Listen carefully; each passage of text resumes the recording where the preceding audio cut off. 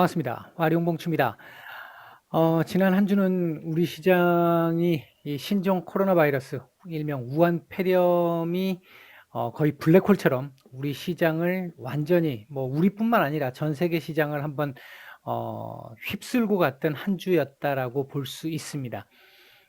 다가오는 한 주 역시도 이번 이 신종 코로나 바이러스의 영향이 뭐 없지 않을 겁니다. 나름 어느 정도 이 영향을 좀 제법 크게 주겠죠.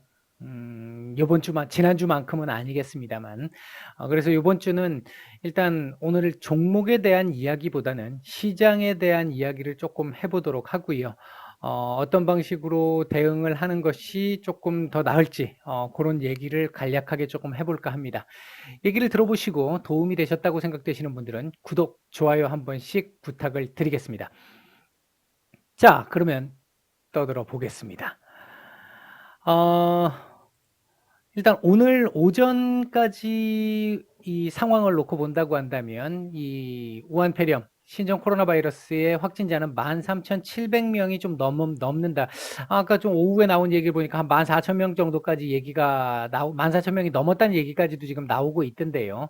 일단 확산 추세는 지금 계속 진행 중입니다. 중요한 건 지금 제가 계속 보고 있는 부분은 매번 이런 어떤 바이러스라든지 이런 이 병균들이 움직일 때마다 시장에 한 번씩 출렁임을 줄 때 가장 중요한 부분은 이 증가세가 둔화되는 시점. 증가는 계속 합니다. 증가는 계속 하는데 이 증가세가 둔화되는 요 시점, 요 시점을 계속 잘 보고 있어야 합니다. 제가 지금 주목하고 있는 부분도 요 부분이고요. 아직까지는 이 기울기가 증가율의 기울기가 조금은 이 기울기가 완만해지지 않은 기존의 기울기를 계속 갖고 가거나 조금 더 높아지는 가팔라지는 그런 상황이라고 볼 수 있습니다. 사망자 역시 304명.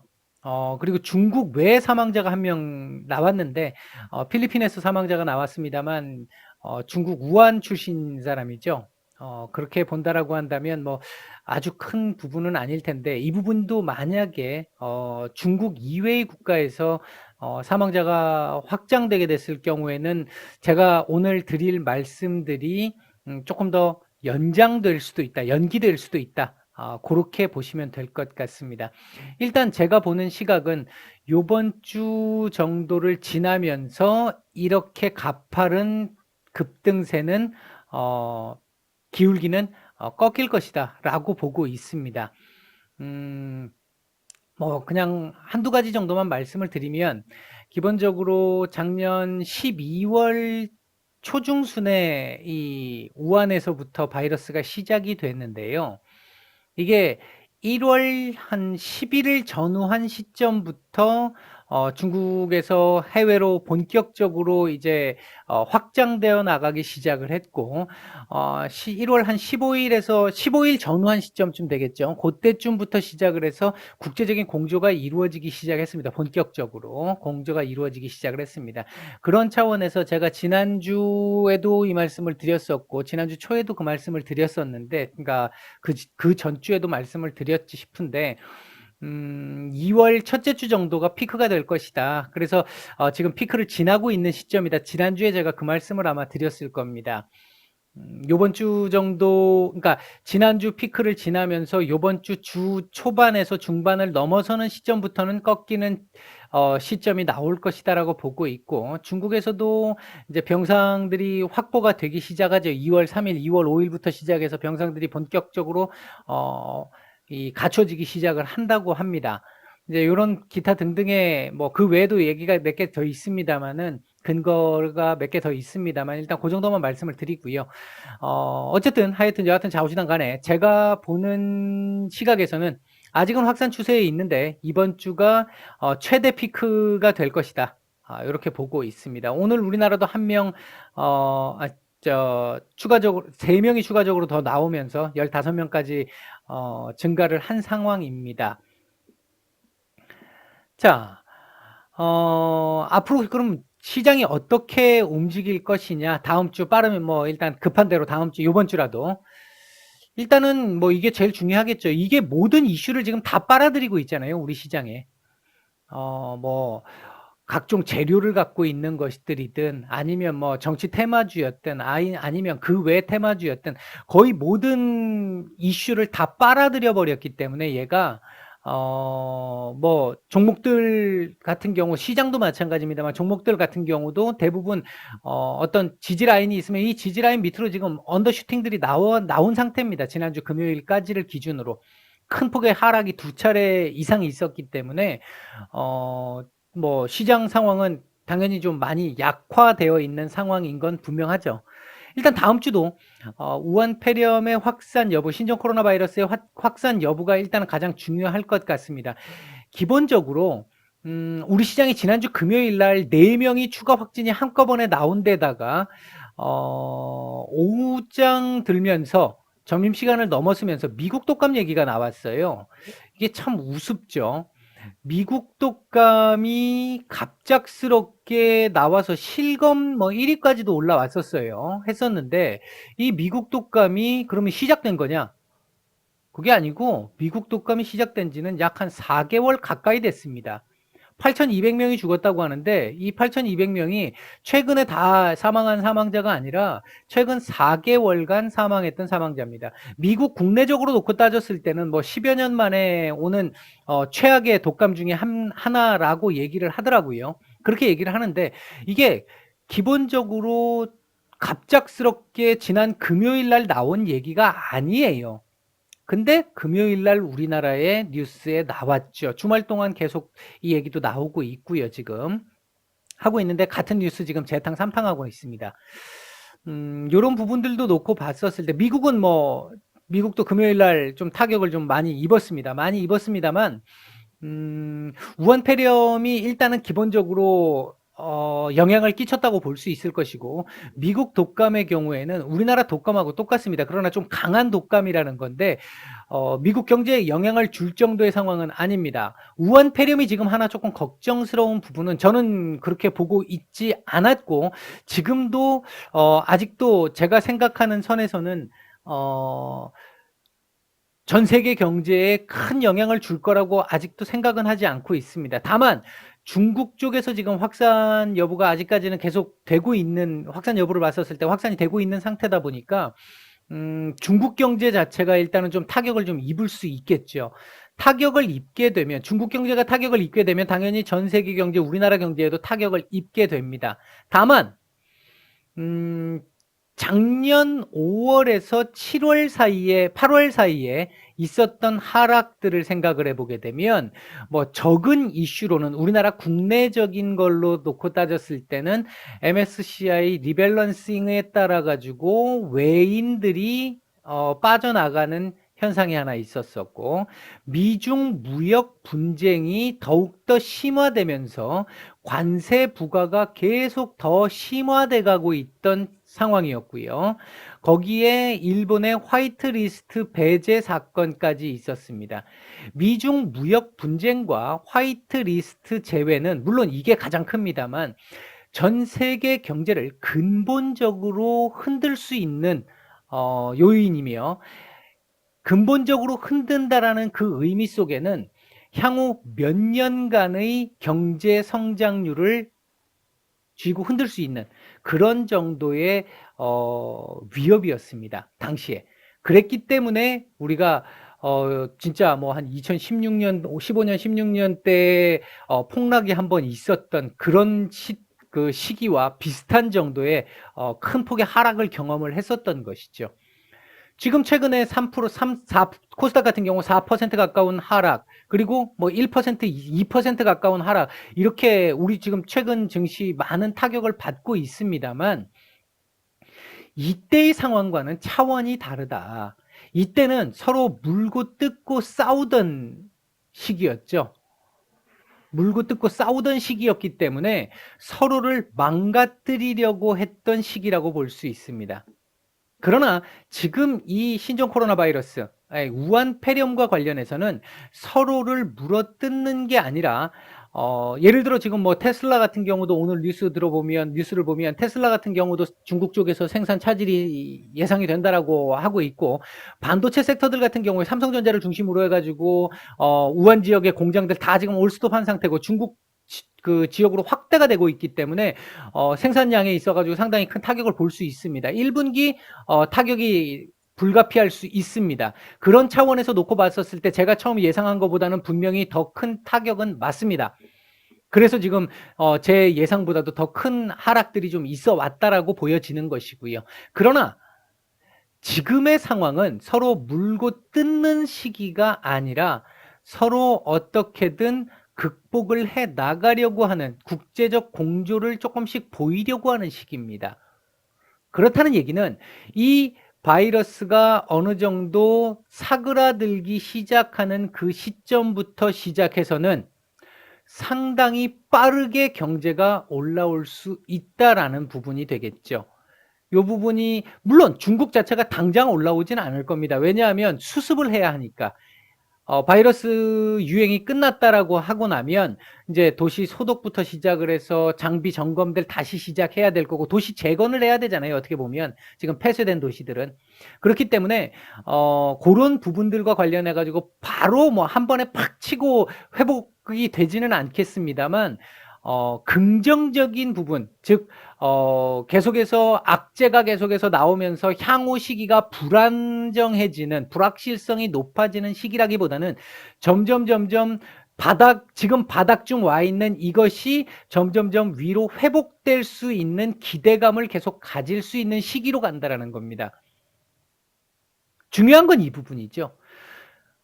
제가 뭐 이건 저뿐만 아니라 이게 지난 금요일 날 제가 이렇게까지 떨어지지 않을 거라고 예상을 해서 종목들에 대한 얘기도 말씀을 드렸습니다만 시장 폭락이 되니까 종목들도 제 예상 다 빗나갔죠. 그럼 그 부분은 뭐 저뿐만 아니라 모든 사람들이 아마 확진자가 4명이나 늘어날 것이며 그에 따라 가지고 미국 독감 유행했다라는 뉴스가 나올 것이며 그에 따라 지수가 폭락할 것이라는 걸 예상한 사람은 아무도 없을 겁니다.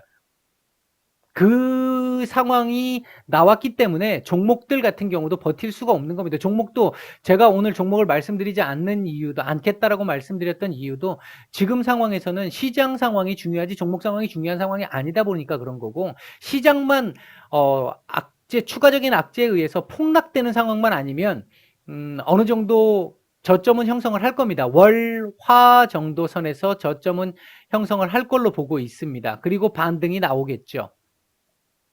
이 부분 같은 경우와 관련해서 아마 이 내용을 되게 걱정하시는 분들 많이 계실 겁니다.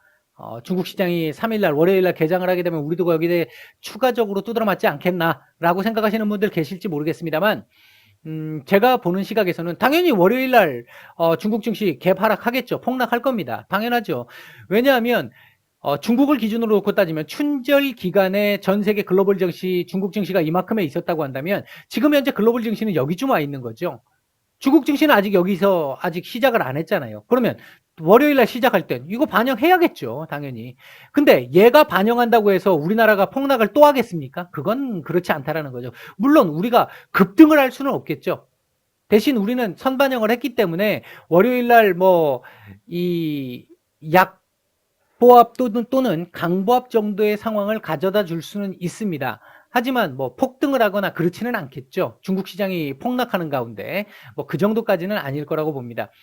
화요일 날까지도 길면 화요일 아니면 화요일 오전장 정도까지 이 글로벌 증시와의 키 맞추기가 진행이 계속될 가능성 높습니다. 그렇게 되는 가운데 우리 시장도 월화에 저점을 형성을 하면서 빠르면 수요일부터 조금씩 회복이 되는 모습들이 나올 것이고, 그렇게 되면 그 이후 이벤트들을 보게 될 겁니다.